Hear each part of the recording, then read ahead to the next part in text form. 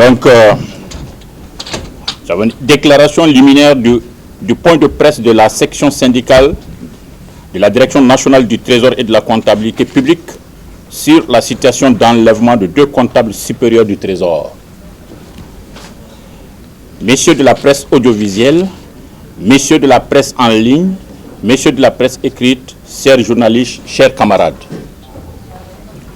qu'il me soit permis de souhaiter la cordiale bienvenue à nos augustes invités à l'occasion du présent point de presse organisé ce jour jeudi 24 décembre 2020 par la section syndicale de la Direction nationale du Trésor et de la comptabilité publique.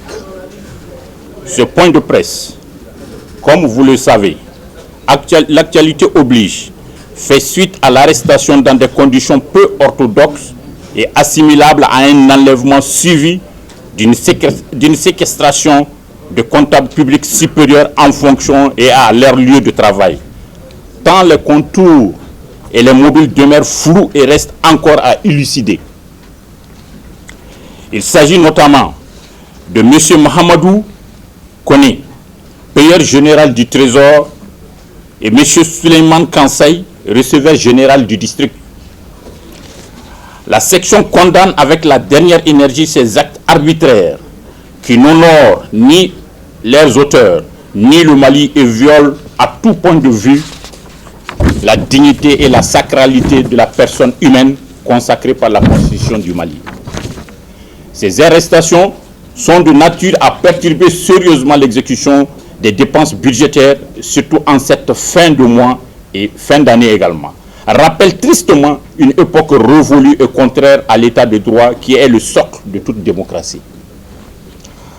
À ce jour, ni leurs familles, ni leurs proches, ni leurs collègues de la Direction nationale du Trésor et de la comptabilité publique n'ont reçu aucune information sur les mobiles d'enlèvement et le lieu de séquestration de nos 2 collègues. Le Mali est un état de droit. À cet égard, tous les citoyens doivent être des sujets de droit. Toutefois, l'État doit veiller au respect des droits humains et à l'intégrité physique et morale des personnes concernées.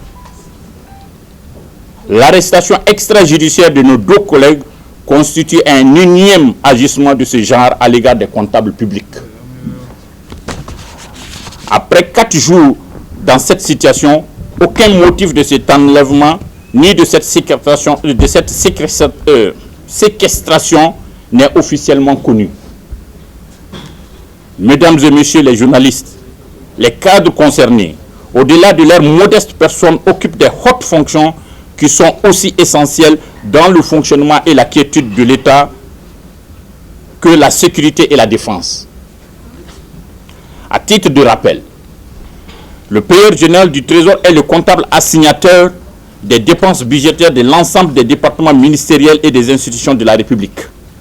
Il est chargé de l'exécution de plus de 90% des dépenses de l'État et est le comptable assignateur de rattachement des agents comptables de l'ensemble des missions diplomatiques et consulaires du Mali.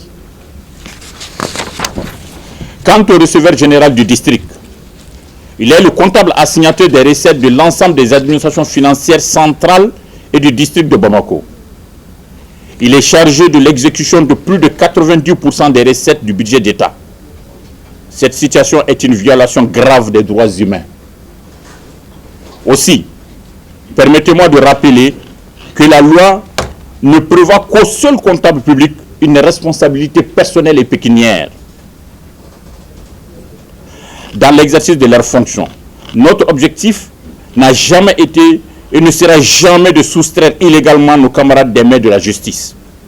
Toutefois, nous ne tolérons jamais les abus du pouvoir, les arrestations extrajudiciaires, les privations de droits et libertés, les violations de l'espace de nos postes comptables, bref, les transgressions de nos droits en tant que citoyens, en tant que fonctionnaires, en tant que comptables publics.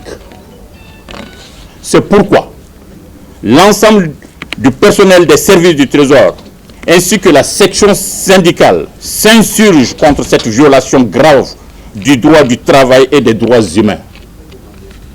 Nous invitons à cet égard les plus hautes autorités du pays à prendre toutes leurs responsabilités face à cette situation en procédant à la libération immédiate de nos collègues séquestrés.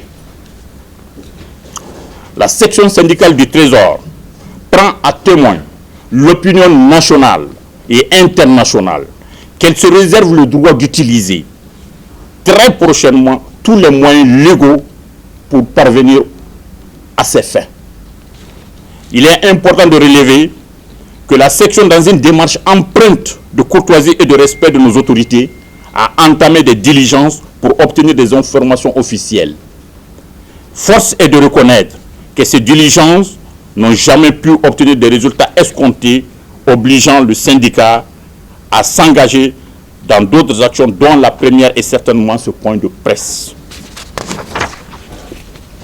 La section syndicale demande à ses militants et militantes de se tenir prêts pour accompagner les actions qui seront décidées pour obtenir la libération des camarades privés injustement de leur liberté.